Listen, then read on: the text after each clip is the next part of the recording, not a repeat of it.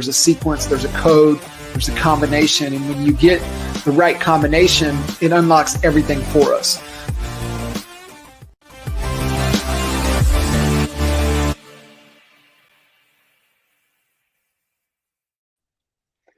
What is happening, everybody, man? Welcome to another episode of the Coach Code podcast. I've got my man, Mr. Mike Collier, on with us today. What's up, brother?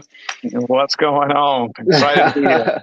Man, I'm so happy that you're here, and I love your story and kind of your background, and how you've been able to carry that into the current career. And I think it's just one of the most, I believe, critical components for moving into the future of no matter what business, no matter what we're a part of, no matter what we're doing. And so I'm really, really excited to kind of unpack your story and the foundation and the principles that you live by on a daily basis. So welcome. Yeah. Thank you, man. I'm excited. I truly do believe that your story is not for you. So, we all have a life story, and, everybody's story is a little different. And some people choose to hide that story or kind of, keep certain parts of the story out of the story when they share it. But you just never know the story that you're living, the life that you have in the past, whatever it was, the ups and the downs. That could be exactly somebody else's breakthrough. That's your story could be the story that somebody else needed to hear in order to catapult them into the best version of themselves. And so I always say, man, share your story, and it's vulnerable, but vulnerability sells. People like genuine and authenticity. 100%. And I it's just one of the critical things. I was talking, we were laying some stuff out with the team this morning, and we're just kind of some bullet points around criticism and leadership moving into the future.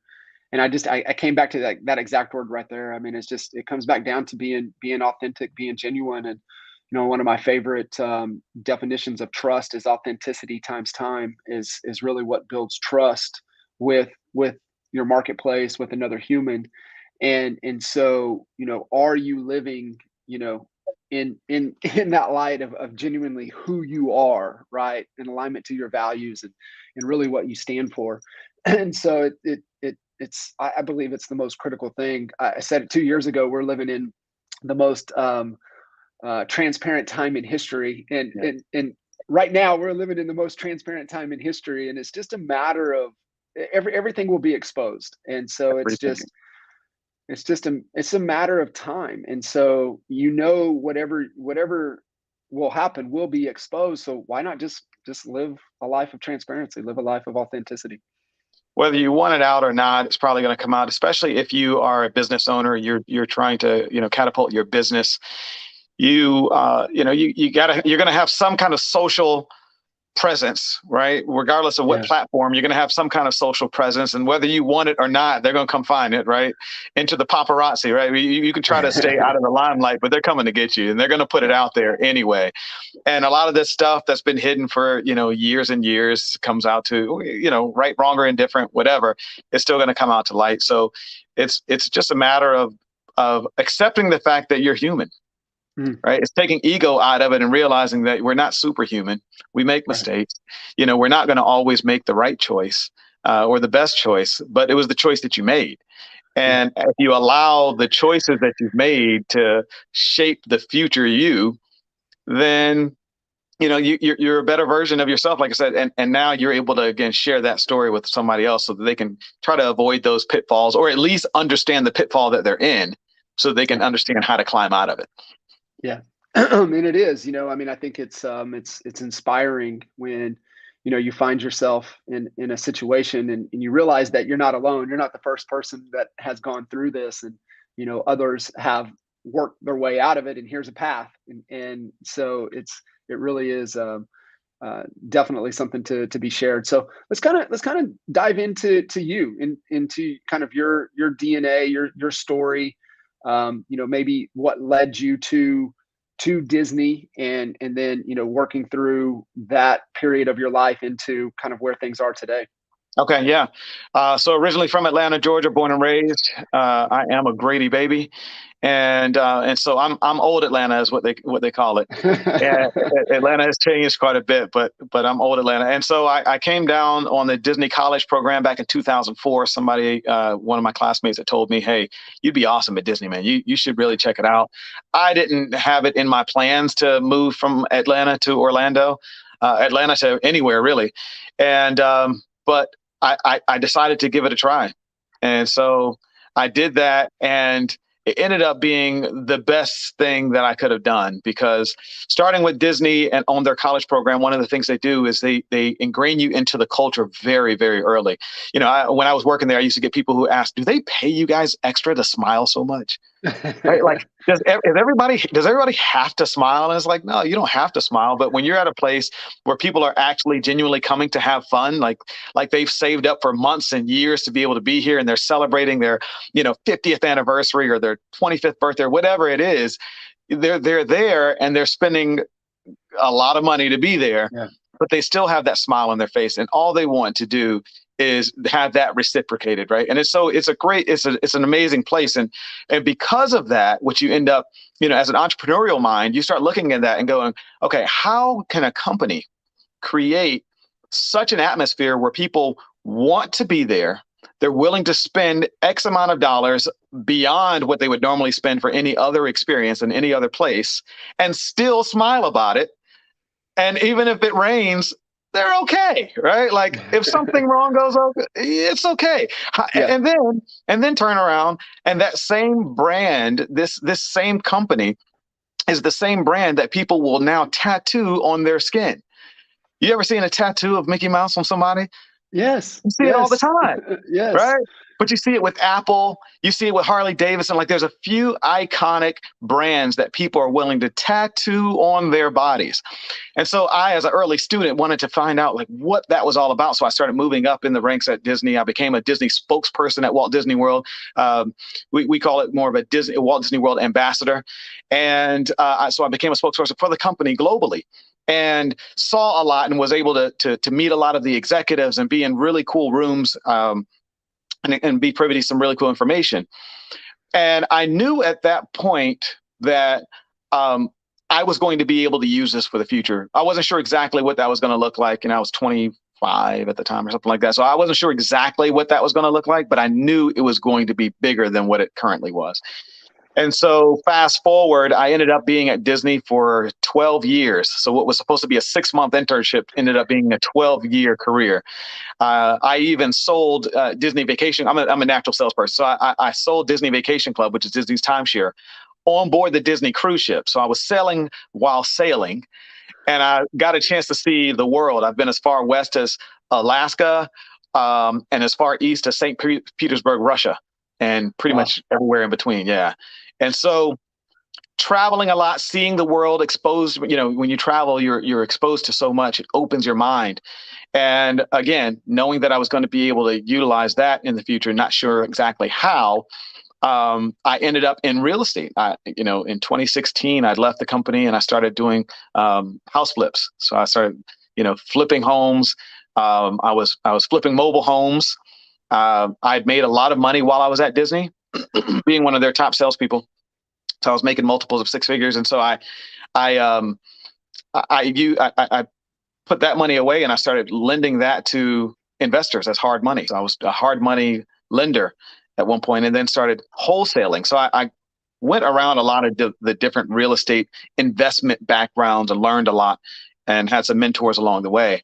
And in 2019, because I was wholesaling, I'd been talking to people, and with wholesalers call homeowners and like, "Hey, I'll offer you, $100,000 for your $400,000 house," and they're like, "Screw you," right? Like, don't ever lose my number and never call me again, right?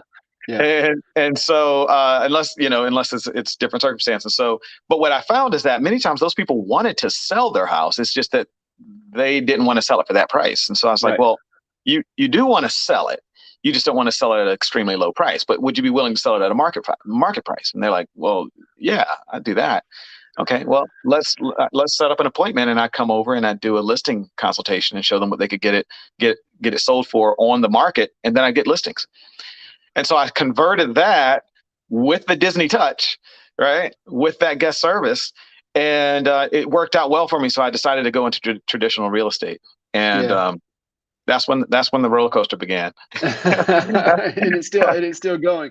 So go back to let's unpack some of that Disney touch, because Yeah, I think there's some key things that are kind of have become ingrained in you and in what you do and how you behave and instill into your clients, into your team, and into the things that you do on a daily basis.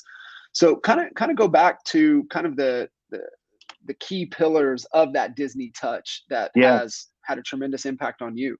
Yeah. Yeah. I like to tell my clients that I bring the Disney guest service into the real estate transaction. And people who understand what Disney is all about, they understand it. I don't have to say anymore. They're like, that's my guy. Right.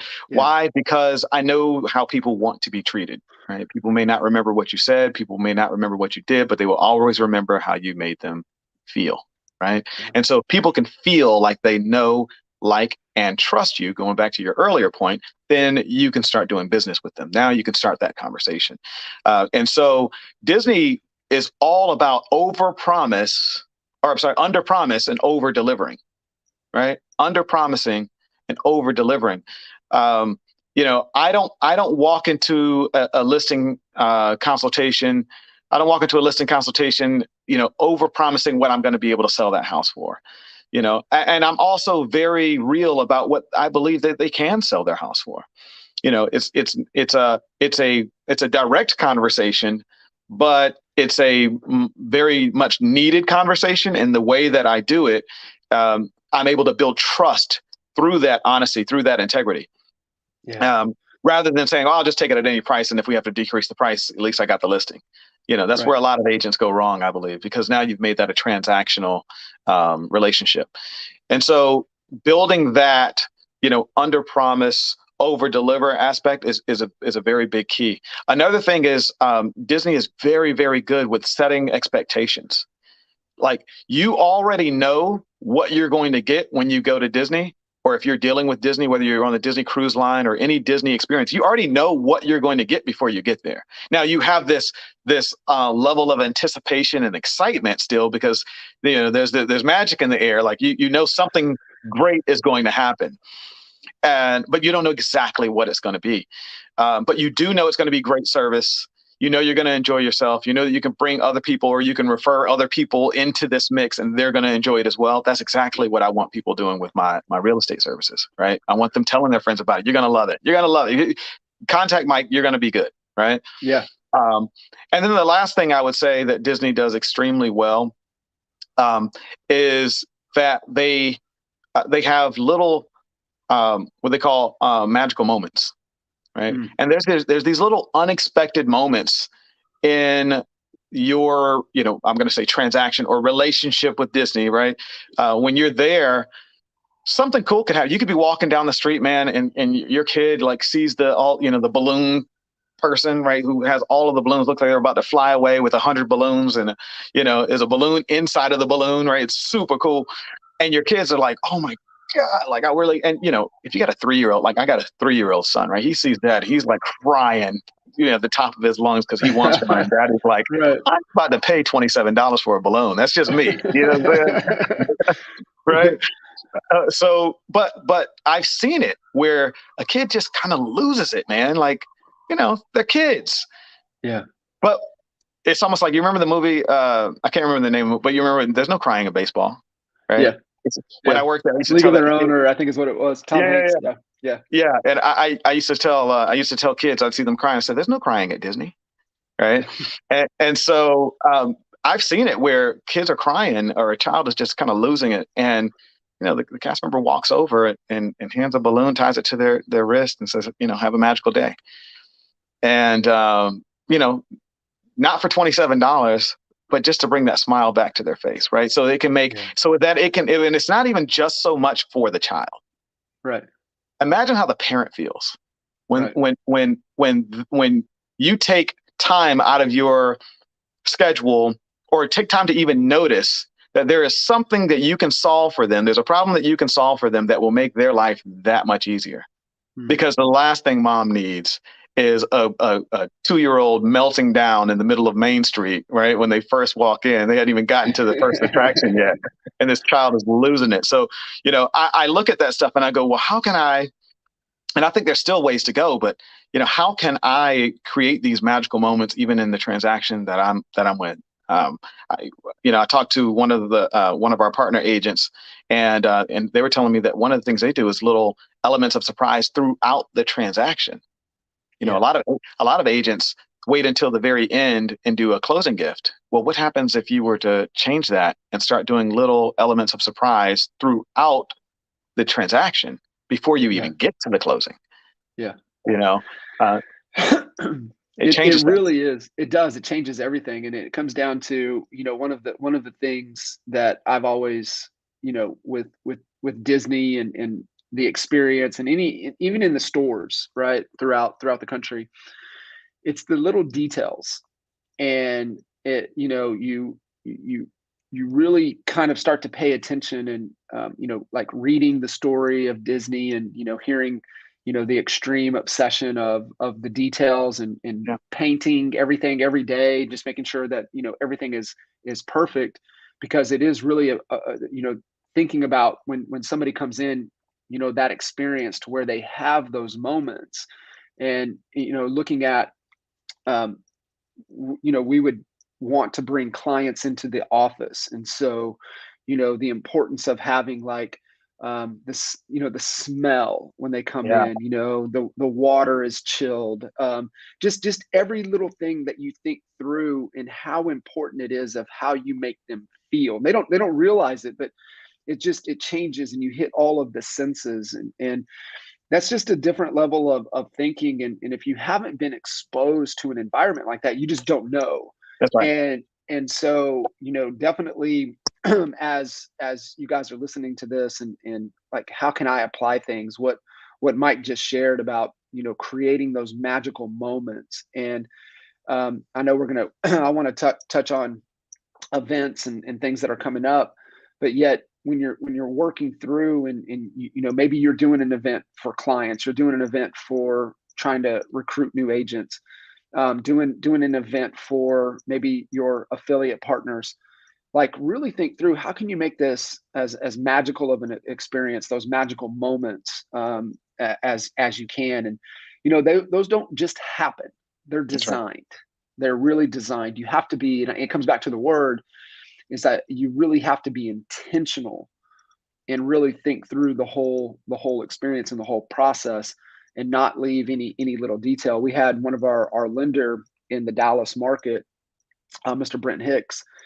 He would, like you said, right? So the moment that they got approved, he would send Tiff's Treats, these fresh baked cookies and balloons, to their office, right? Wow. He would send those cookies, right, as a surprise and delight, kind of what you're saying, right? Over deliver, under promise, over deliver, surprise and delight. But he would send the cookies, the box of fresh, just like the cookies, they're delicious, but being able to send those with the balloons, and it just creates this experience for them in the office setting.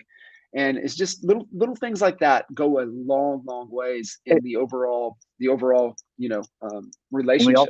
It does, man. It does. And I sometimes I listen to stuff like that, and I'm like, gosh, that's where my heart is.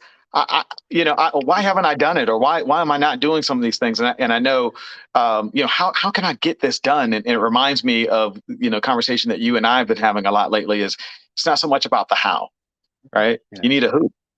Right. Yeah. It's the who, not the how. Right. Who's going to look at it? As much as I want to do all of the things that I hear about in real estate, there's no way in the world I'm going to be able to get it all done. Right. So this is when we bring in our client experience manager. Maybe you're hiring a VA who could be your client experience manager and take care of those little fine details for you, getting all of the details of your clients for you, and recognizing birthdays and anniversaries and pre-approvals. And I love that. Right. It's those little things, those little things that you talked about too. And going back to Disney, and if you're watching this and you're like, man, this guy's all about I am a Disney guy. Okay. Like I said, I didn't even grow up Six Disney, but months I to 12 years, right? 6 months to 12 years. That's all you got to say. didn't even grow up going to Disney. I didn't grow up, doing the whole, Mickey Mouse Clubhouse and all that stuff. I didn't, my wife did, but I didn't grow up that way. But I was just so blown away by the fine details. So, for instance, if you've ever been to Magic Kingdom, or if you've ever been even to Disneyland, same is true, is that Disney is all about the show. Right. The show must go on. Right.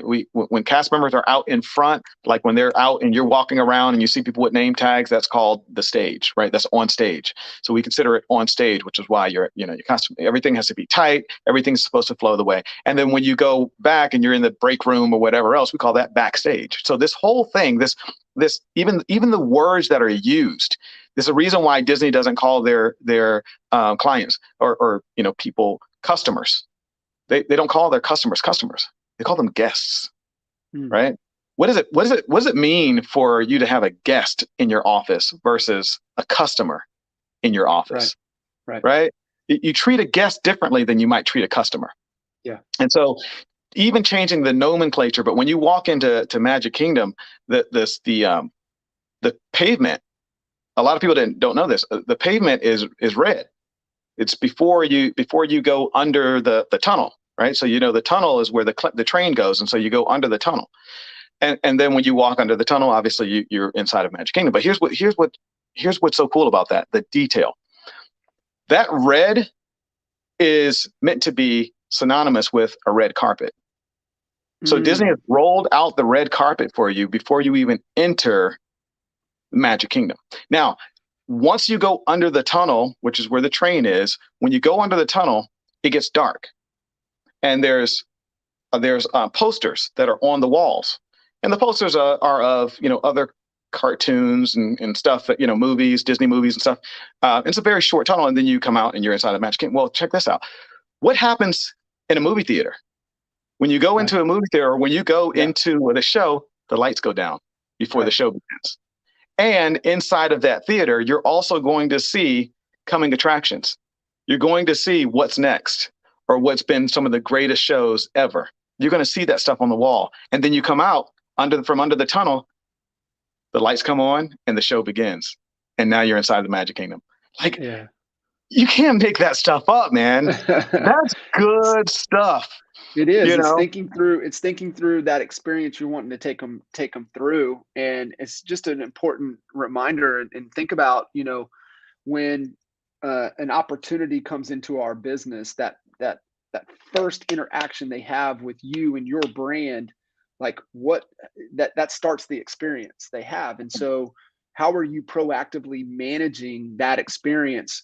And I always say, from that moment, forever, right? It never ends. It should never end. It doesn't end at the closing table. That relationship should continue to go. And I think that's how we have to think about it, moving into the future. And it's just start, right? It's just start. And then it's like, how can we enhance it? How can we build upon it? How can we continue to improve upon it? How can we enhance the overall, interaction and time that they actually get to spend with us and our brand? I fully agree with you, and it comes back down to building relationships. You're courting your clients, right? You're courting your past database, and I know the younger people are like, courting. What in the world? What's Mike talking about here? What's courting, right? It's like dating, man. It's like, you're wooing them. You're letting them know that you're still interested and genuinely interested. Our current society has made us so transactional that many times it's hard to think beyond the transaction. It's hard to think that after a closing that you should still continue to check in on them, going back to your past database. And it's not easy. It's not easy, but if you have a system and an approach, imagine what that does, especially as the market is beginning to shift. Imagine what that does now, rather than you trying to, any business person knows that it costs more to acquire a new customer than it is to retain an old customer. Yep. 100%. So what happens when you create a system focused on retaining old customers, or, your database, and making sure that when they think about real estate, your company is the one that comes top of mind. Mm-hmm. Everybody is so worried about, oh, well, leads are drying up. Everybody's buying leads. Leads are drying up, and oh, there's no listings. And well, guess what? I mean, you'd be surprised if you were to call your past database and see how many of them have sold their home already in this market, and you Yeah. weren't the listing agent. That's right. That's You right. weren't the listing agent. You You also didn't weren't have, the selling agent helping them to buy the new house that they bought.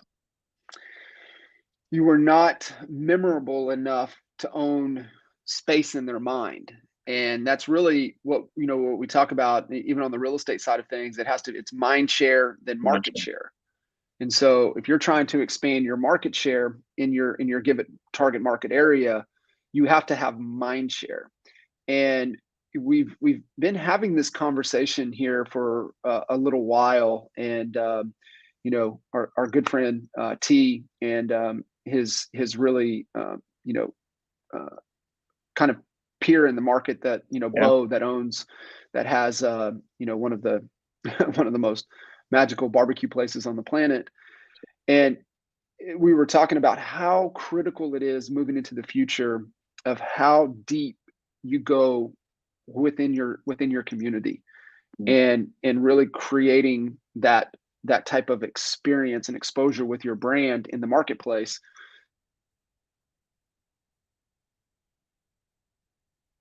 moving forward for your business. And so being able to understand that, how are you creating your brand, your experience with that brand inside of your target market area. And it's I believe it's critical. I believe it's critical for all of us, no matter what industry, what business, what we're in, is to really, you have to put the experience with you, your company, your brand first and foremost. That's got to be on your mind, like, daily.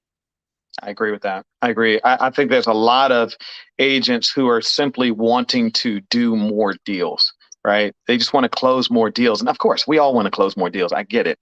Um, but I forget what I was listening to, but I was listening to a podcast, and they were saying, it wasn't specifically real estate related, but they were saying one of the problems in business is that new people don't allow themselves to be new, right? New people tend to want to go just as fast as the person who's been in business for 5 years, 10 years, 20 years ahead of them.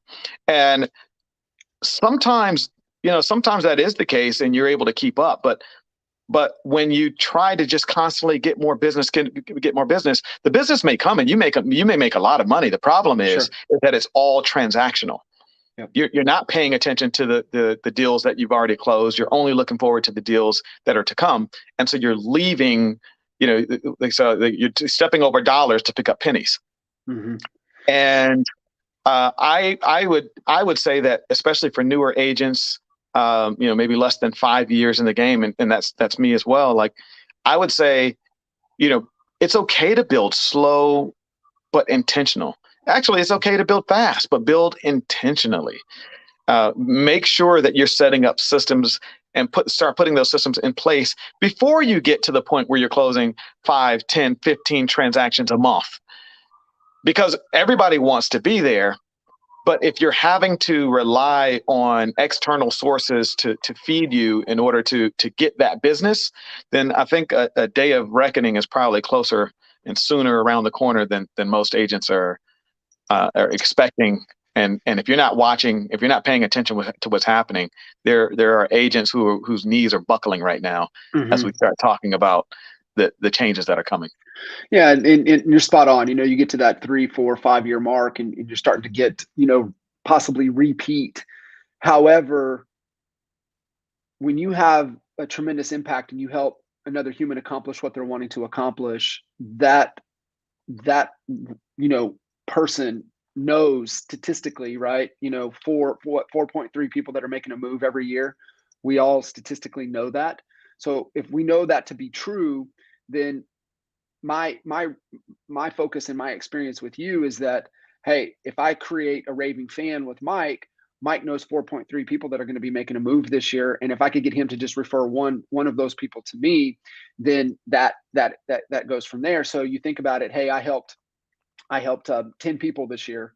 Then next year I help 10 more, but those previous 10 from the year before, they send me 10 people. So now my business is starting to double There we go. through just because I over delivered and helped somebody accomplish what they're trying to accomplish. And you look at it when you're really, one of your core strategies, one of your core pillars to be able to build and grow your business has to be through the people that know you, like you, love you, trust you, that you've done an incredible job with already. And I think, Mike, moving forward more than ever, real estate will always come down to a decision of trust. And so go back to authenticity times time, building trust. And so when you have somebody that you helped accomplish, they're going to be in the streets singing your praise. And that helps accelerate. So you have to make one of your core pillars those people. And obviously we have multiple other strategies. We try to Right. get to 6 to 7 different strategies to help us make sure our business is built on a strong foundation with strong pillars. But one core pillar has got to be those people. And so it really is that important. I remember when I first got in, like most people just fall into real estate. In 2005, we were at a conference, and there was this successful agent bantering up on stage, talking about, why would you want to focus on the people that you've already helped when it's so much easier to go get a new client? And I remember Kendra and I kind of kicked back, and we looked at each other. We didn't have to say a word, but we knew this dude's full of shit. No, I'm not subscribing to that philosophy at all. Yeah. I know how important it is to go acquire new clients, but I also understand how important it is to pour into the people that you've already helped. It's So just, true. mathematically, what is it, like 16 plus times easier and more profitable to resell, sell, and refer from the people that you've helped. And it Listen, just has to be a core piece. focusing on that has, I'm an icon agent at EXP because of that. Because of that exactly. As being my personal coach, that I didn't hit icon off of leads purchased, or for that matter, even cold calling. And there's nothing wrong with doing all of that stuff. I'm saying do all of that stuff and focus on your sphere. My sphere is what took me across the finish line. I still get agents out of my office, and they're like, you really do get all your listings and stuff from your sphere. Like, I'm putting up, 2 today. And they're like, where'd those come from? I came from my sphere. Right. What about the ones last week? They came from my sphere, and so in 3 years in the business, I've tripled my sales volume from where I was my first year in the business. And that comes from exactly what you're talking about. It's that ripple effect. Mm-hmm. That, dropping that rock in the pond, right? And then kind of focusing on the people that I did business with and making sure that they know, like, and trust me and continue to do that. Then they become raving fans. And before you know it, they're like, hey, I do have a friend. I do have a cousin. I have one family that I helped close last week. And we, I'm living in Florida, right? So we got a lot of people moving from other states moving into Florida. And so I have to be their eyes and their ears and really help them with virtual tours and all that stuff, because they have no idea, where they want to be. They might be here for a weekend to go look at homes, but if we don't find it in that weekend, they got to go back. And so I help them through this process. They closed last week. They're extremely excited. And she called me. She said, hey, my dad came down and when we closed and he came to visit the house. He loved the neighborhood. He's decided that, they're going to move down too. Right. Yeah, and so now dad is coming down. I'm going to be their realtor. And then the sister doesn't want to be left in a cold state. So she's like, well, I'm bringing the family down too. So because I helped that one and kind of exceeded those expectations, I've become their family realtor. And I love that. That's awesome. So Mike, let me ask you this real quick. Yeah. What is and I think this is where I think a lot of agents get hung up. How do you go about asking for referrals, asking for connections, asking for new relationships, asking for, hey, who do you know, right? I would love the opportunity. So kind of what is part of your process to where you go with that? Because I think a lot of people get hung up with the fear of asking. Yeah. Yeah, one of the things I do is I will tell them, especially if I do a virtual tour, and I actually record it versus going live. Sometimes I go live if they want to be there and they want to actually be looking in the. And then when I say live, I'm talking like WhatsApp or whatever. I'm an Android user, so I don't do FaceTime, but you know what I'm saying, right? And so. And if they're not with me on the phone right then, what I'll do is I'll go through and do a virtual tour on camera. Then I'll talk a little bit about the property and talk about the area and everything else. And then I tell them, if you like it, you might have, you probably know some people who have already moved to Florida, right? Oh yeah, I got friends, people that I worked with, now that we can work from home, they're already going down, that kind of thing. We finally decided to do it. And I say, well, believe it or not, you probably know a lot more people who would want to move down here, but they don't know the area. And so that's what I'm doing for you. I'm kind of your guide in that regards. So here's what I would tell you to do. Post this on your social media, right? Post this on your Facebook page. I'm going to send you the video of this home, and I'm also going to talk a little bit about the area so you can kind of know the area, but post it on your social. You might actually get some help, and you might get somebody who reaches in and says, hey, I know that area. Make sure you stop by such and such, or I got a friend who has a, whatever, right? And so it might help somebody else, but you might end up receiving help on the back end because of that. And so it becomes like a little bit, a mini commercial for me, one, but for two, people want to help people that they know, like, and trust. So they're happy to do that. So that's one thing that I do. The other thing that I do is I'll always make sure that no matter what, I'm staying in touch with them. I'm keeping in constant communication with them, just giving them at least a weekly update. So here's where we are, here's where we are in the process. If you have any questions, let me know. Even if it's, especially like if it's a new construction, that's like, 10, 12 months down the line, that could be, that's a lot of communication. But if it's a 30-day, let's say, closing or whatever, I make sure that I'm keeping in touch with them at least once a week, if not more, to keep them updated. And there's a statistic that shows that 71% of people choose not to do business with the same agent that they did business with before because it was due to lack of communication. Yeah, 100%. Right. It is. So it's the number one, customer complaint. It always comes back down to communication. So it has to be that important. Mike, the digital marketer guys, their take on referrals is don't ask unless the only time you ask for a referral is when you know you're going to get it. And so if you subscribe to that belief, then it's like, I have to over deliver with everybody I come in contact with so that I know that when I ask for a referral, then I'm going to get it.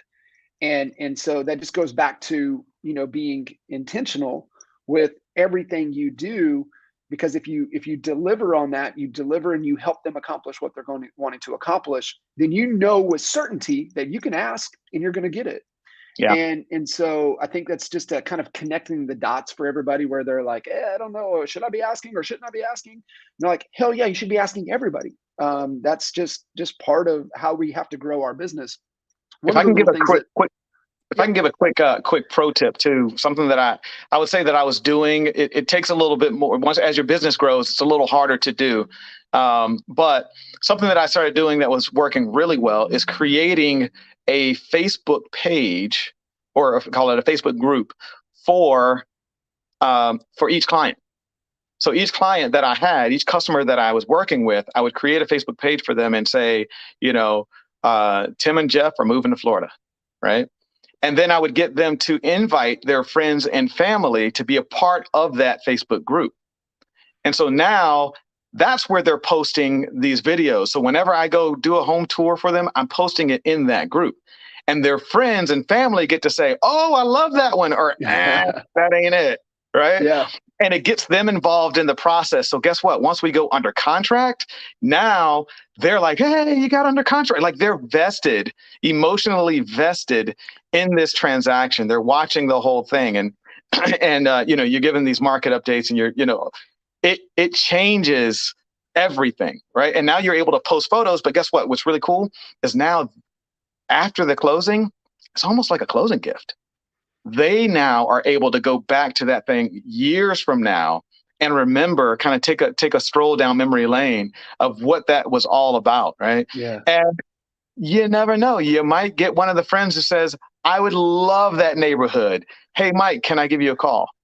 Right. Yeah. And you start thinking outside of the box like that, man, things can change really quickly. And I was doing it, but it got so busy for me, it was hard to maintain each of these groups. So unfortunately, I just stopped. But again, it's not about the how, it's a who. I didn't have a who at the time. So I need to bring a who in and get that going again. You nailed it right there, right? It comes back to, that's, I think, really, I think two things that maybe three things here, why it's hard for agents to follow up and maintain those relationships. One, going through the process, not having a process, I think is why they don't do it. They don't have a system or a process that's, documented, that is consistently iterated on, improved upon over time.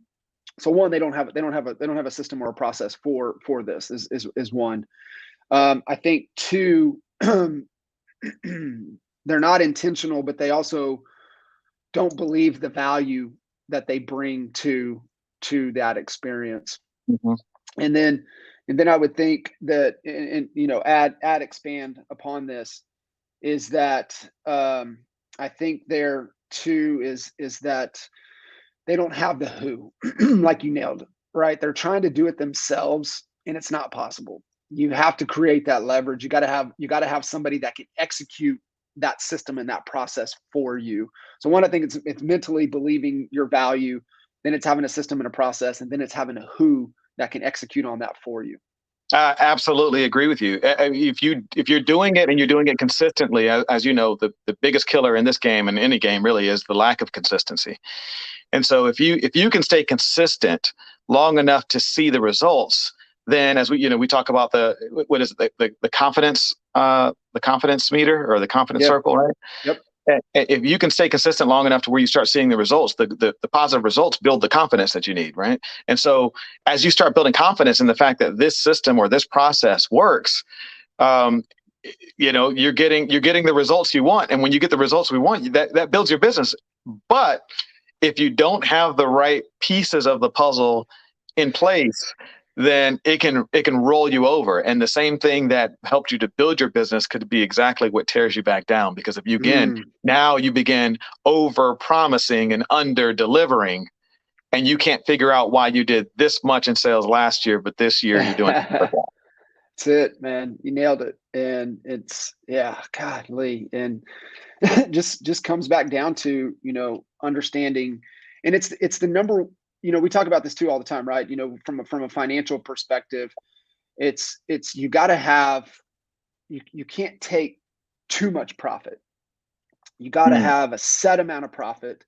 And then as you continue to grow, you have to be able to then, hey, I'm good here, 35%, profit and tax combined.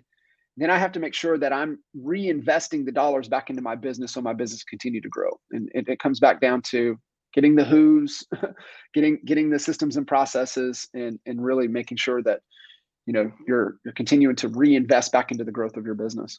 Yeah, I love that. And I'm going to ask you a question now, in that same vein. What do you say to an agent who, most agents don't have a predictable amount of business coming in? They don't know when their next check is going to come in. So how does someone who is on the roller coaster of real estate, in their first couple of years, typically, how does someone say, okay, I'm going to take 35% of my check and I'm going to live off of that. That's my income, and I'm reinvesting the rest into my business, when they don't know when the next check is going to come. So it may not look like 35 for them. It might be like 75, right? And then 25 has to go to taxes. So then what? How does someone manage that? Yeah, I think you get into, making sure, one, you're what you're spending money on, and you're holding those dollars accountable for the return. There's a return on everything. And then it comes back down to what are you doing daily within your control to acquire new business daily. It goes back to what you said earlier about being consistent. but being disciplined to the process of, hey, is this within my control that's going to help me get new business? And you look at, okay, well, what are 6, 7 different strategies to acquire business? And where a lot of agents just focus in on one instead of having multiple. So let's think about that for a second. One, people that know you, like you, love you, trust you. Even if you're in a new market, you still maybe have 2 or 3 people, and then you can build upon those key relationships. You need to, wherever you live, you need to be focused in hardcore on a geographical area. I, really believe if you're in the business for less than 3 years, you need to be on a team. And the reason is that there's so many different moving parts. You need to create that leverage. Yes, you're going to give up 50, 40, 30% of your income. However, that's creating leverage so that the only thing that you have to focus on is getting new business. You're not worried about the transactions. You're not worried about the paperwork. You're not worried about the training. You're not worried about all of the other variables. You're only focused on sales and marketing. That's it. Sales and marketing, sales and marketing, sales and marketing. And so then you look at, okay, well, I need to be going, as we're going to start to see in the market, I need to be proactively reaching out to expireds, cancels, withdrawals for sell by owners right now. They're all overpriced, being able to help them understand really where the market's going. You look at, okay, maybe I sign up for some of these referral sites, like a Home Light type of a strategy. What am I doing for a couple of dollars to maybe invest in some pay-per-click type of stuff? We're at EXP, so we have a site already, KV4. Right. So being able to maybe pay $400 or $500 a month, maybe part of my budget that's allocated to acquire some opportunities. I really believe that circle prospecting, off market properties, and the reason I also like being a team, because hopefully a part of that team, somebody is getting listings, and then now I'm doing open houses, and then I'm circle prospecting around the open houses. So I just rattled off 6, 7, 8 different strategies that you can have into your business to acquire new opportunities, create engagement, follow up to help them move to make a decision, and then execute on your experience and what you do to help them accomplish what they're wanting to accomplish. And that's the most important thing. And I think a lot of agents get fixated on the bank account instead of getting fixated on, hey, today what's within my control that's going to help me acquire a new opportunity for new business today. I have it written up on my board in my office. Fall in love with the actions, not the results. Yep. Yeah. It is. It is all about that, right? You cannot think about the bank account because it'll paralyze you. Yeah. You have to focus on the daily activities that make that bank account grow. What are those activities? I love that. Mike, as we're wrapping up here, I want to touch on. We've got an event coming up tomorrow. I have the good fortune and the honor to come down, and so we've got a fantastic theme, and I want you to kind of share that theme and that thought as we're moving into this season of real estate, the season of the market. And I would love for you to kind of share the theme, the topic, and the reason that we're really having that conversation. Yeah. It's been a through line even through our conversation now as we talk about, the market shifting. We're talking about agents doing well and those who aren't doing well and trying to figure it out. And I think, I truly believe whether you did well before now or did not do well before now, we're entering a completely different market. We're entering a market where interest rates are crazy high, prices have skyrocketed. Don't even mention gas prices right now. We're talking a looming recession. Obviously, the S&P 500 just dropped into recessionary, a bear market territory.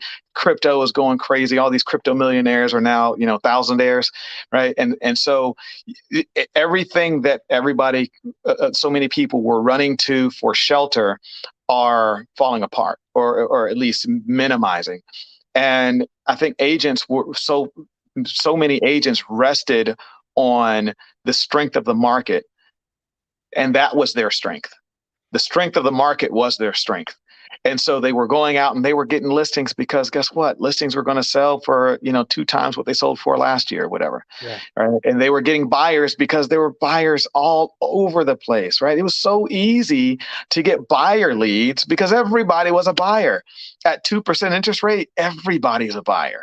Right. For Yeah. the right opportunity, everybody's a buyer. But what happens now when those interest rates are no longer 2%, but they're 7.2%? Right. What happens now when these for sale by owners can't sell their house and they're not willing to trust you, just any other agent, because the market has shifted, and they're questioning, do you know what you're talking about? I say in this market shift, homeowners are no longer looking for a general practitioner; they're looking for a specialist.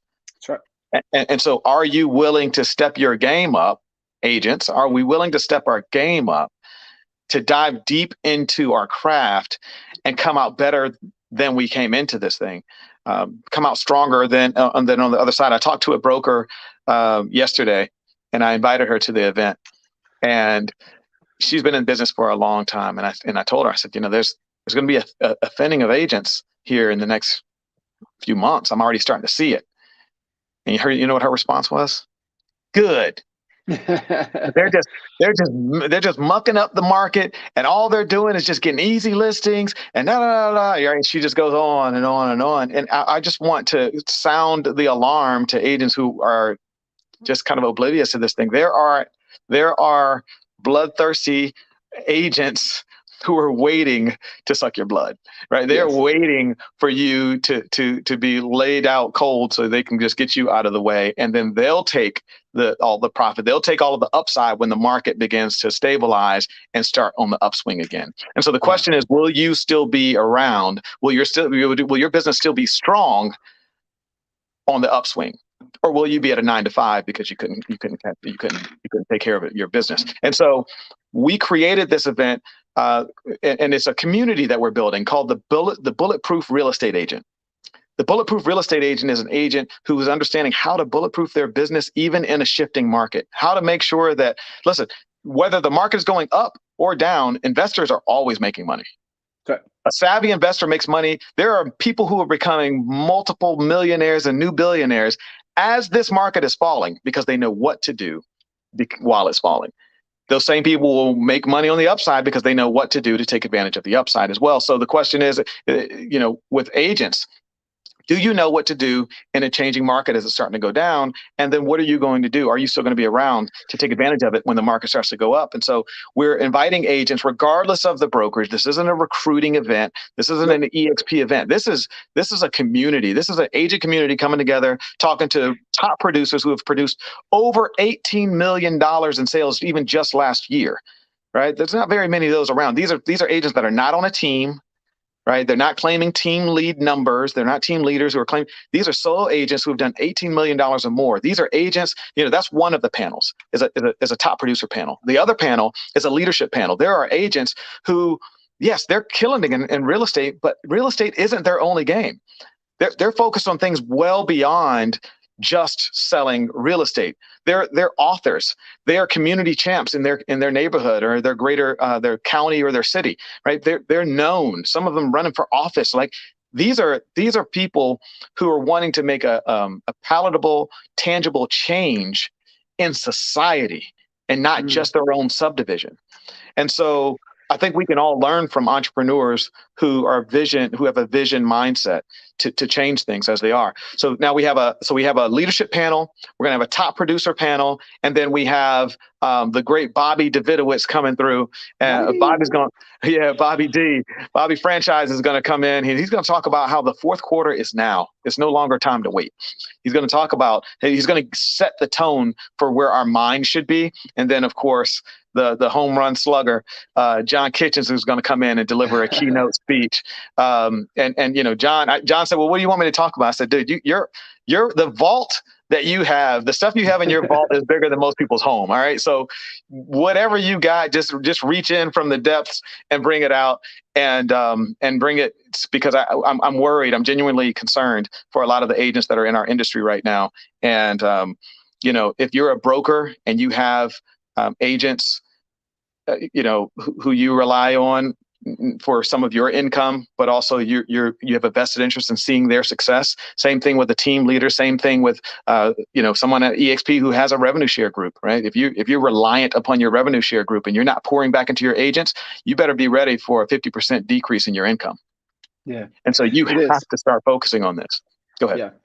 No, it's just you've got to make sure environment is greater than willpower. And so, through good times and not, it's really important to pay attention to that of really getting into the rooms that are going to, help, your awareness, right? We can't make change without awareness. So understanding, kind of the awareness, but then that's also going to, push you to stretch and possible what you have to sacrifice to go to that next level.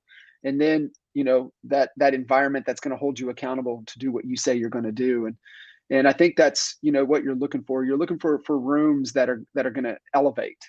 And so I know when you talk about events, should I go to events? Should I go here? And you're like, well, is it going to give me a new level of awareness? Is it going to help, me with actionable items to be able to elevate what I'm doing? And then, is there going to be some connections and some form of accountability to make sure that I push through and stretch and get uncomfortable and make the sacrifices needed, for who I have to become to be able to get to that next level. So, Mike, I'm man, super excited for you, and the things that you're doing, and the core, how you ground yourself, and I know we've talked a lot about Disney, and that's kind of that grounding force for you that I believe those core principles will, it doesn't matter what the market does, if you really lean in on those things, you'll thrive, no matter what's going on. So good stuff. I appreciate you jumping in, adding a ton of value today. I mean, you always add value everywhere you go, so I appreciate you making the time.